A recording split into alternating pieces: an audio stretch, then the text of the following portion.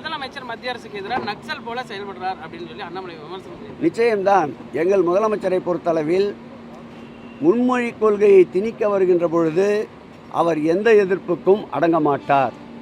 எதிர்ப்புக்கு அடங்காத ஒரு தலைவர் தான் எங்களுடைய தலைவர். இந்த ஆட்சியின் மீதும் மக்களின் மீதும் விருப்பத்திற்கு மாறாக எதை திணித்தாலும் தமிழகத்திலே இருக்கின்ற ஒவ்வொருவரும் அதற்கு வெகுண்டெழுவார்கள்.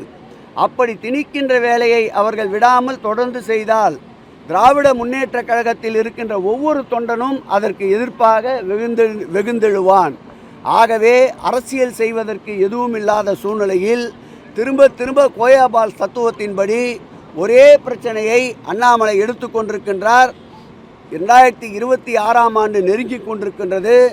மக்கள் அவருடைய செயல்பாடை விழிப்புணர்வோடு கண்காணித்து கொண்டு வருகிறார்கள்.